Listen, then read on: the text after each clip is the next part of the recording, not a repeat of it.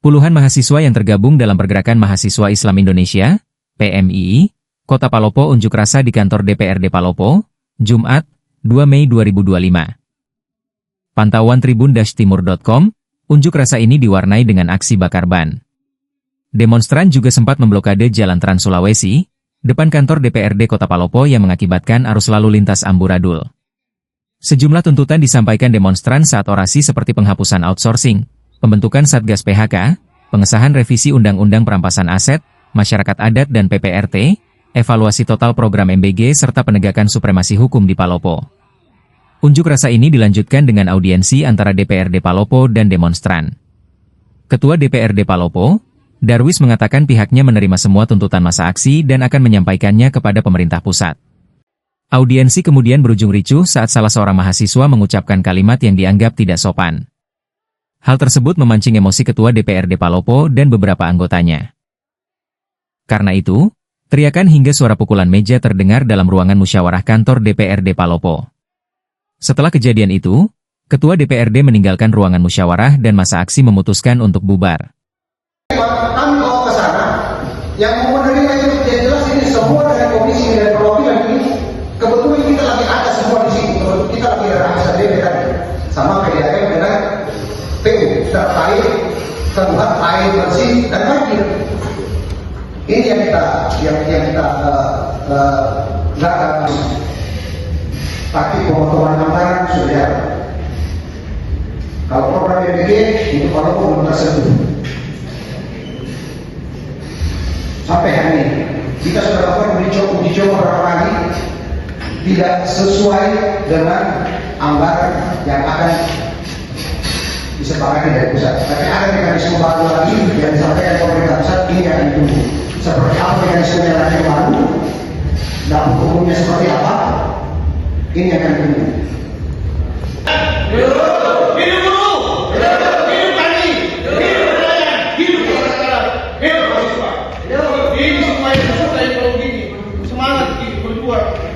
Terima kasih. Assalamualaikum warahmatullahi wabarakatuh. Baik, bismillahirrahmanirrahim. Assalamualaikum warahmatullahi wabarakatuh.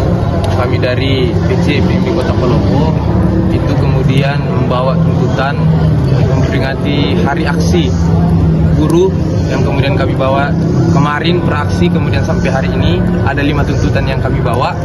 Poin pertama adalah penghapusan outsourcing, kemudian yang kedua terkait dengan pembentukan Satgas PHK, yang ketiga adalah mendesak pihak terkait untuk segera mengesahkan rancangan undang-undang. Yang pertama rancangan undang-undang PPRT, perlindungan pekerja rumah tangga, kemudian yang kedua adalah rancangan undang-undang perampasan aset, kemudian yang ketiga adalah rancangan undang-undang perlindungan masyarakat adat. Kemudian tuntutan kami selanjutnya adalah bagaimana mengevaluasi secara total makan bergizi gratis terutama yang ada di Kota Palopo. Kemudian yang terakhir adalah memperkuat kinerja hukum atau supremasi hukum yang ada di Kota Palopo. Karena kami melihat bahwa sudah ada kelemahan dari penegakan supremasi hukum yang ada di Kota Palopo. Seperti itu. Kalau tadi itu sampai terjadi insiden, apa penyebabnya dan awalnya dari mana? Oke.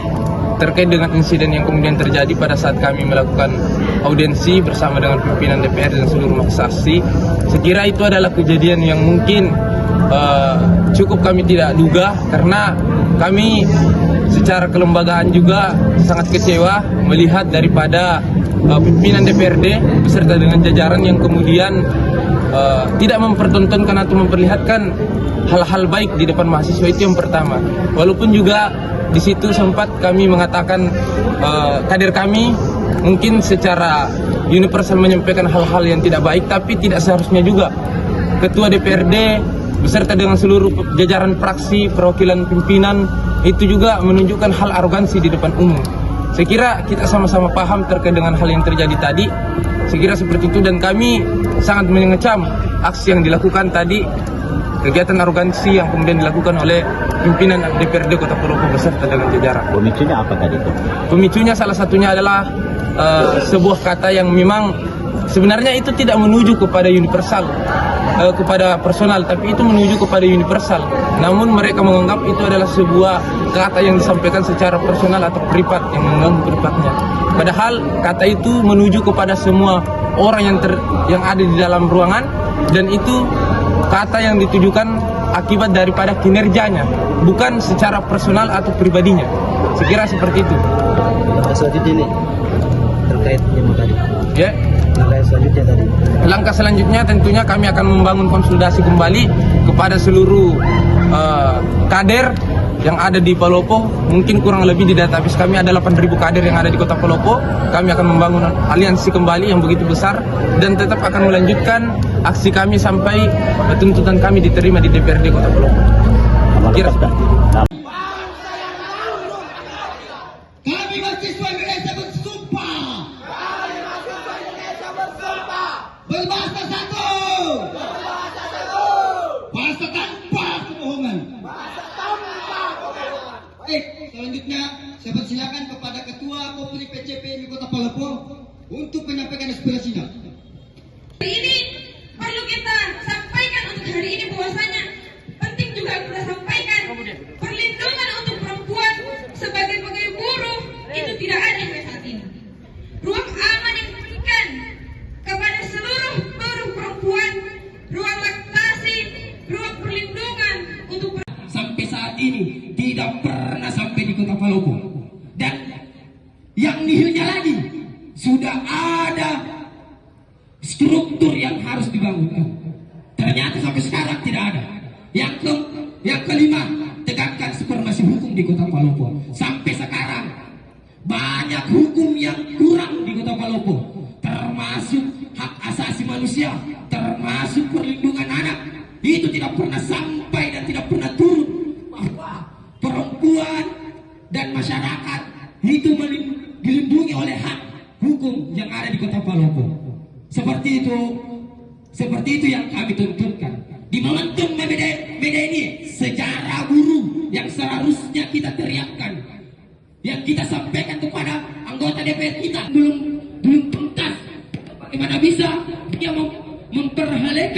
mempertontonkan bahwa DPR RI Kota Palopo itu tegas dan pro terhadap rakyat. Jadi masyarakat yang memilih dan memilih anggota DPR yang ada tugasnya